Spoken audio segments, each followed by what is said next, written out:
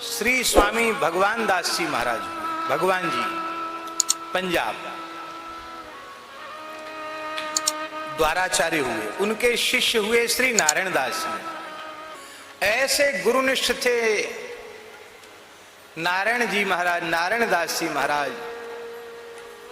गुरुजी ने कहा कि तमाम दीन दुखी तुम्हारे पास आते हैं मनोती लेकर के और परेशान करते, भीड़ लगी रहती है, सबकी इच्छाएं कामनाएं पूर्ण हो जाती हैं। बहुत चमत्कार होते थे उनके जीवन में।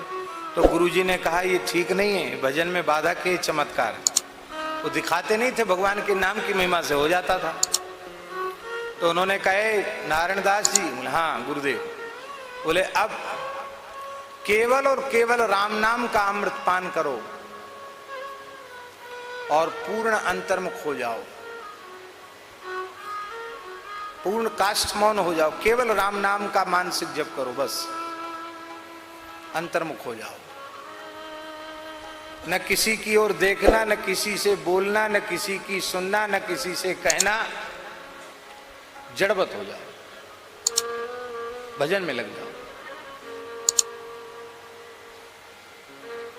ये नहीं कहा उन्होंने कि गुरुजी आप ऐसा कह रहे हैं तो हम भूख लगेगी तो भोजन का इशारा नहीं करेंगे तो कैसे हो, कुछ नहीं। गुरुजी ने जो कहा ज्यों का त्यों मान लिया, हो गए वैसे ही हो गए, तत्काल हो गए वैसे ही, जड़वत हो गए। गुरुजी तो सिद्ध थे, वो अंतर्धान हो गए, चले गए आगे, और ये अब बैठकर पिंडोरी जहां वहां भजन करने लगे। जहांगीर बादशाह लाव लश्कर के सहित वहां से निकला, देखा कोई महात्मा बैठा है, हिंदू फकीर बैठा, राम भजन कर रहा है। तब बोले ये कोई जासूस हो सकता है, पूछो इसको कौन है, कहाँ का है, कैसा है, क्या है। हिलाया डुलाया, बोले नहीं। अरे बोले पक्का जासूस है, कुछ नहीं बोलता है, इसको गिरफ्तार कर लो। तो महाराज जी नारायण दास जी को गिरफ्तार कर लिया, लाहौर ले गए, जो वर्तमान में पाकिस्तान में। लाहौर ले जाकर के खूब कोशिश की कि ये कुछ बतावे, बोले कौन है, कहां से आया, वहां क्यों बैठा था। आपने बोला नहीं क्यों? गुरुजी ने कह दिया था केवल राम राम करना, बाकी काष्ठ मौन हो जाओ, कुछ बोलना सुनना नहीं। बादशाह जहांगीर चिढ़ गया और उसने वैद्य को बुलाकर, हकीम को बुलाकर कहा हालाहल विष पिलाओ इसको,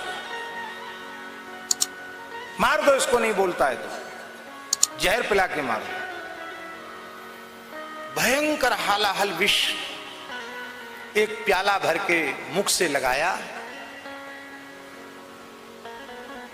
आप पी गए, एक प्याला जहर पी गए, कुछ नहीं हुआ।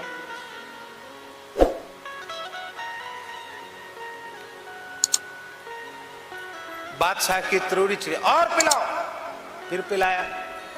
महाराज जी 5 प्याला भर भर के जहर पी गए। अब खाते पीते तो क्या होंगे, जब वो अंतर्मुख होके भजन ही करते, कुछ आ गया तो ले लिया। इतने में ही उनकी भिक्षा हो गई, कई दिन से खाया पिया नहीं था, पेट भर गया। अब वो बादशाह तो चिढ़ गया था, 6ठा प्याला और लाया, इसको भी पिलाओ। भर गया था गला, तृप्ति हो गई थी। मन में सोचते थे कि अब तो मन नहीं है, क्या पीना। तो श्री गुरुदेव भगवान प्रकट हो गए सामने, भगवान जी महाराज प्रकट हो गए। उन्होंने कहा, वो दिखाई पड़ा केवल उन्हीं को, नारायण दास जी को, दूसरे को नहीं दिखाई पड़ा। गुरुजी ने मुस्कुरा कर कहा राम नामामृत की क्या महिमा है, ये सारे जगत के साधकों को दिखाने के लिए 6ठा प्याला भी पी जाओ।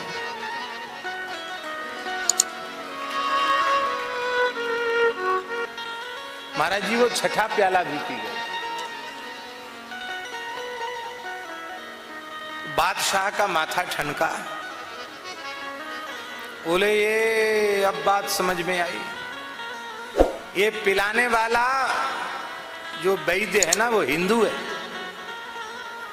हमने कहा जहर पिलाओ, बढ़िया शरबत बना के लाया होगा, तो शरबत तो क्या 6 की जगह 10 पी जाए कोई प्याला, शरबत पिला रहा होगा ये। उसने कहा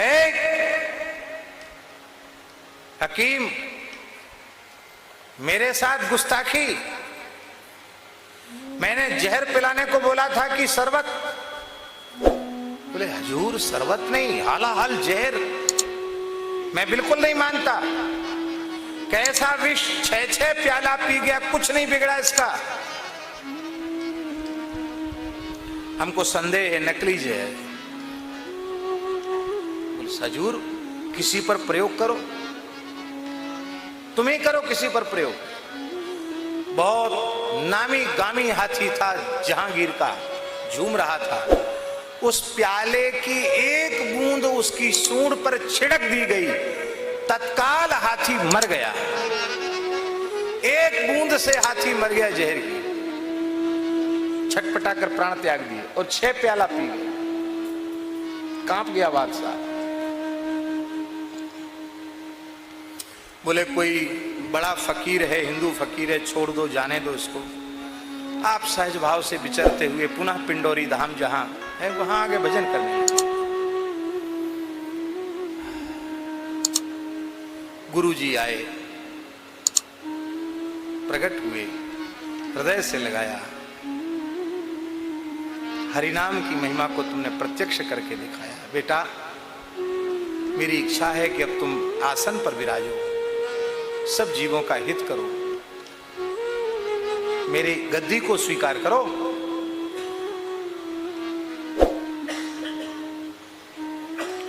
आपने प्रार्थना की महाराज हमारे बड़े गुरु भाई बाबा श्री महेश दास जी हैं, उनको आसन पर बिठावें, मैं सेवा करूंगा। महेश दास जी ने कहा नहीं, गुरु जी की वाणी जिसके लिए निकल गई वही उसी के लिए निकालनी है। तब आप रोने लगे। कहा रो क्यों रहे हो? तब श्री नारायण दास जी ने कहा ना जप कियो ना तप कियो, न लियो हरि को नाम, नारायण महंती गल पड़ी, पूर्व पाप परिणाम। ऐसा भजन करने वाले महात्मा रो रहे हैं। वो कहते जप नहीं किया, तप नहीं किया, भगवान का एक नाम भी हम नहीं ले सके, तो महंती गले पड़ गई, ये कोई पूर्व का पाप उदित हो गया। महंत होंगे तो कुछ न कुछ प्रवृत्ति करनी पड़ेगी, भजन छूट जाएगा। बाबा महेश दास जी ने कहा आप जैसे भजन कर रहे थे वैसे ही करें, मैं संपूर्ण सेवा का भार मैं स्वयं देखूंगा, आपके पास किसी को जाने नहीं दूंगा, सब समाधान मैं करूंगा, आप भजन करो।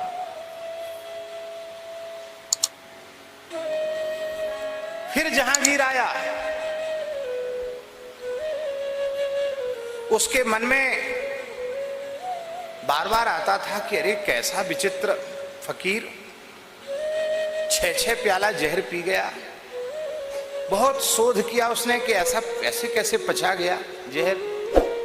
अंत में उसको लगा कि ये महात्मा लोग कोई कोई नशा पानी भी करते हैं, वो नशा ज्यादा करने वाले लोगों का शरीर जहरी हो जाता है, जहर पचाने लायक हो जाता है।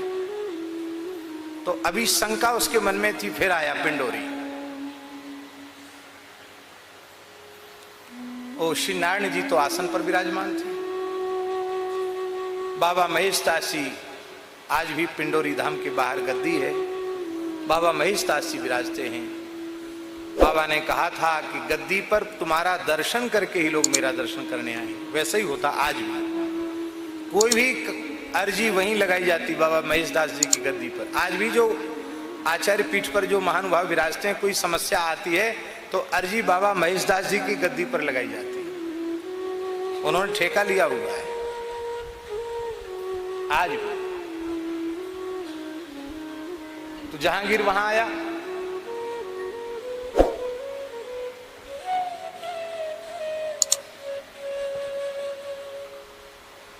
जहांगीर ने बाबा महेश दास जी को देखा तो बोला बाबा कुछ अमल करते हो, अमल जानते ना, नशा, अमल करते हो बाबा बोले हाँ अमल करते हैं। किस चीज का अमल करते हो, कौन सा अमल करते हो? तो उन्होंने कहा श्री राम नाम का अमल करते हैं। इससे पक्की बात हो गई कि सच्चे साधु राम नाम का ही अमल करते हैं और कोई अमल नहीं करते, राम नाम का अमल करते हैं। बादशाह क्या समझे राम नाम का अमल क्या होता है? अच्छा ये अमल करता है, तो आज का तुम्हारा अमल पूरा हुआ? बोले हमारा तो हुआ, पूरा नहीं हुआ। वो समझ गए कि चमत्कार देखना चाहता है, ऐसे पिंड छोड़ेगा नहीं। तो उन्होंने कहा हमारा अमल तो पूरा हुआ नहीं हुआ इसकी परवाह छोड़ दो। ये हमारे यहाँ कुतिया एक रहती है, इस कुतिया का अमल पूरा नहीं हुआ है। वो कुतिया वहां पड़ी रहती थी और बाबा जी को जो प्रसाद आता था रोटी भिक्षा में, तो आप पाने के बाद जो बचता था वो उस कुतिया को डाल देते थे। वो कुतिया भी उनके ऐसी भक्ता थी कि वो इनके प्रसाद को छोड़कर कुछ भी नहीं खाती थी। ये एक बार जो खाकर दे दें वही खाती थी, और चाहे जितनी बढ़िया चीज हो मुंह नहीं लगाती, देखती नहीं थी। वो इन्हीं का धरामृत प्रसाद, उच्छिष्ट प्रसाद लेती थी। तो बोले ये कुतिया है, इस बिचारी का अमल नहीं हुआ, क्या अमल करेगी? बोले अफीम। अफीम? अच्छा अफीम। तो सैनिकों को अफीम खिलाई जाती थी उस जमाने में। तो पेटी थी अफीम की, बहुत अच्छी क्वालिटी की अफीम। बादशाह चिढ़ गया, ए वजीर संदूक खोलो और इसको भरपेट अफीम खिला दो। कुतिया कहीं भरपेट अफीम खा सकती है? पर कुतिया कुई कुई करने लगी, पूछ हिलाने लगी। बाबा का संकेत समझ गई कि बाबा आदेश कर रहे हैं कि कुछ लीला दिखाओ। लीला दिखाना शुरू किया कुतिया ने। 1.25 मन अफीम खा गई।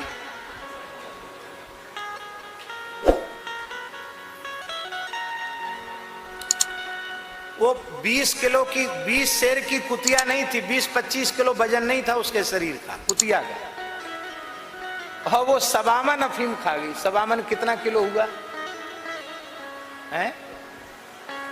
50 किलो हुआ, 60 किलो, 50 किलो।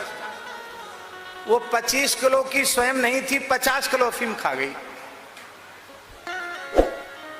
और खाने के बाद भी पूंछ हिला रही थी, कुई कुई कुई। तो बादशाह को बड़ा आश्चर्य हुआ कि ये तो मिठाई जैसे खाती चली जा रही है, इसका वजन इतना नहीं, अफीम जा कहां रही है? उसने कहा बाबा पूज्य महाराज जी आए हैं, वो कुर्सी महाराज जी के लिए हम निवेदन कर रहे थे कि बादशाह घबरा गया, उसका संदूक खाली हो गया।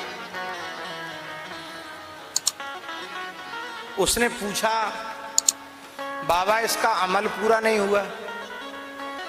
बाबा बोले कि पूंछ हिलाना बंद कर दे और कुई कुई करना बंद कर दे तो समझ लो अमल पूरा हो गया। अभी जब तक पूंछ हिला रही है, मांग रही है खाने को, तब तक कहां अमल पूरा हुआ? तो उसने पूछा और कितना खाएगी? बाबा बोले तुझे खा जाएगी, तेरी बादशाहियत को खा जाएगी। ये सिद्धों की कुतिया है।